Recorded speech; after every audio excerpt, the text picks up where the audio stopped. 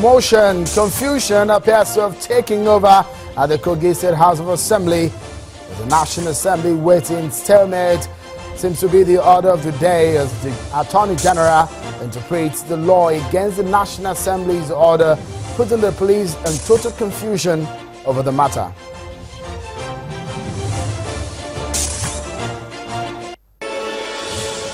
House of Representatives members unhappy with the Attorney General's letter advisory to the police over Kogi State House of Assembly matter.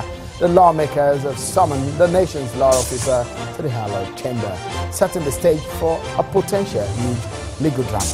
That's the focus on the program.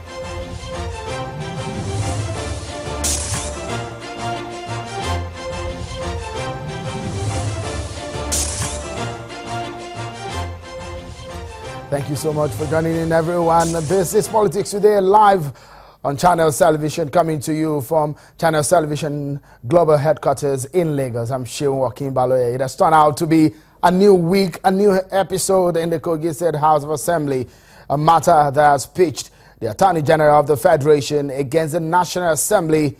But let's take a look at some of the top political stories at this time before we get into the heart of the matter. Political roundup on Channels Television. Here are your top political stories this time.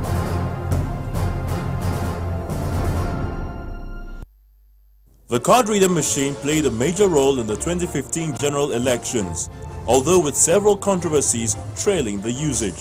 Issues on the use of the device are being brought to the fore ahead of the Edo State governorship election. The INEC Resident Electoral Commissioner for Edo State, Mr. Sam Olumekun, on a visit to the governor, insists the electoral umpire will use the device.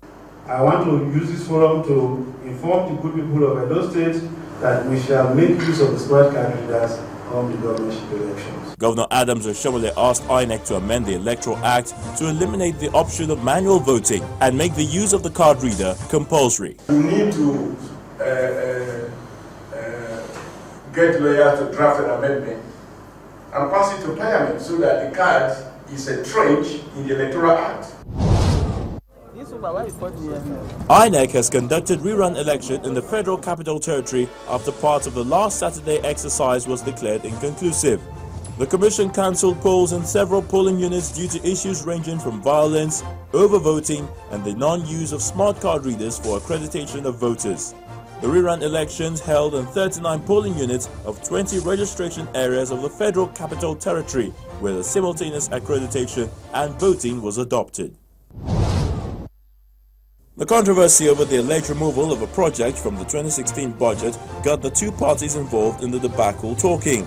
The executive, on its part, through the Ministry of Budget and National Planning, said it must be emphasized that the two rail projects are part of those for which the president is currently negotiating funding with the Chinese government. The 60 billion naira provided in the budget for the Lagos-Kano and Calabar-Lagos rail lines, respectively, is counterpart funding to support the Chinese financing for the projects. The Senate insists the executive didn't include the Lagos-Calabar rail project in the document and is preferring what is said is a way forward. The way forward is we have passed this budget. That project is not there, not because we removed it, but because it wasn't there. And we are saying by the provision of the Constitution, bring supplementary appropriation.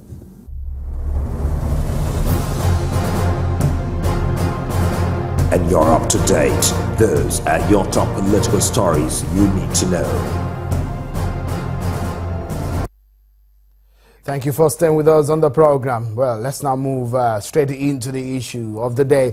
A clear case of political drama of numbers, where perhaps a contentious number of lawmakers held sitting and made far-reaching legislative decisions, one that perhaps changed the leadership of the House of Assembly in Kogi State. Not as if this is a new dimension in Nigeria's political game, but the manner in which things have gone is what we may not have been able to envisage. Well, here is a timeline of the events and the crises of the Kogi State House of Assembly. In February 16, 2016, 5 members allegedly impeached Honorable Lawa Jimon. Thereafter that, other very interesting episode went on in the Kogi State House of Assembly. On the 23rd of February 2016, the House of Representatives set up a committee to investigate a crisis rocking the Kogi Assembly leadership. And on the 25th of February 2016, House of Representatives Committee visits Lokoja to carry out its investigation. On the 9th of March 2016, the House of Representatives deliberated on the committee's recommendations and resolved on the takeover of the Kogi Assembly. Well, that became a very controversial one. On the 17th of March 2016, the Senate, the upper chamber of the National Assembly, concurred in the House of Reps' position to take over Kogi Assembly. The Senate also directed the Inspector General of Police to seal off the Kogi State House of Assembly complex until the matter is finally resolved. But again, that was the decision of the National Assembly. But afterwards, you know what? The order was the Inspector General of Police should seal it off. But there is an advisory coming from the Attorney General of the Federation. This advisory was communicated, and when it happened, it's allegedly communicated. Let me show you a portion of the document. The Attorney General, and I quote now, says, of the considered opinion that a sufficient legal basis has not been established for the consequent directive to the Inspector General of Police by the House of Representatives to seal the Kogi State House of Assembly complex until the matter is resolved. I hereby advise that you take all necessary action within the law to continue to ensure the safety of lives and property in Kogi State and ensure that the necessary public peace and order continues to be maintained appropriately. Well, that's according to the Attorney General of the Federation. Well, that didn't appear to have angered the federal lawmakers. My colleague Lanre Lasisi will cover the lower chamber of the Assembly report on the situation which transpired yesterday at the lower chamber of the National Assembly. With the resolution of the National Assembly sealing the Kogi State House of Assembly and taking over its functions, it appeared the matter had been resolved for the time being. But the matter found its way back to the House of Representatives as a motion of urgent public importance. The sponsor of the motion informed the House of a letter allegedly written by the Attorney General of the Federation, Abubakar Malami, directing the Inspector General of Police, Solomon Arase, to unseal the Kogi State House of Assembly. Recently, the Attorney General of the Federal Republic of Nigeria, in his recent advice to the Inspector General of Police, said that the action of the National Assembly was unwarranted and illegal. To this extent, Mr. Speaker, the outburst of the Attorney General was direct attack on the Constitution, one, direct attack on this hollow chamber and the National Assembly. And the legislature must defend its right as enshrined in the Constitution. It was a matter that drew a heated debate.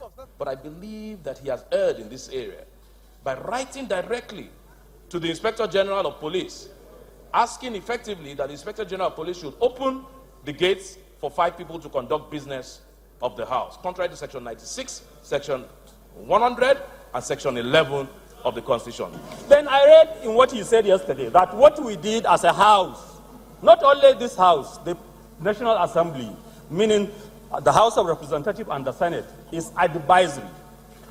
Mr. Speaker, I don't know whether the Constitution is advisory, because it is the Constitution that gave us that power, and we evoke the power given to us by the Constitution of the Federal Republic of Nigeria. And for goodness sake, the Attorney General is calling it advisory.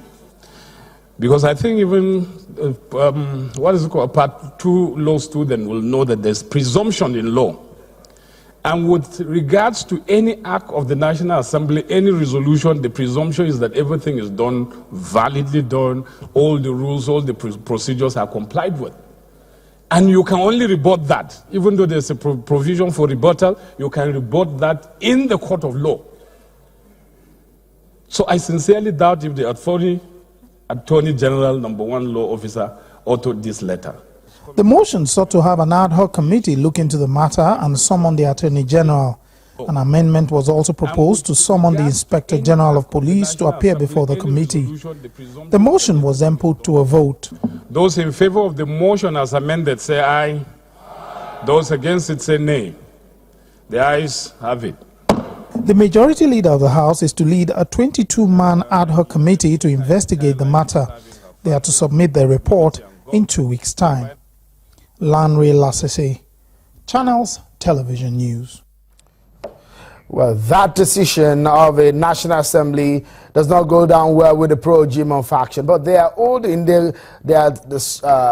on their own side, the pro-Imam faction rather. They are saying on their stand they believe what the National Assembly has done in this case is illegal. And here is the majority leader, Honorable Friday Sani Jima of the pro-Imam faction. As a matter of fact, I've told you before this time that at the point where this crisis started, what was key and important in law is whether the House has the quorum to sit. Once the quorum to sit is gotten, it becomes legitimate for the House of Assembly to transact its business. I told you before now that in legislative business, you don't stay outside the hollow chambers to argue your issues. In legislative business, your arguments on issues can better be heard on the floor of the House.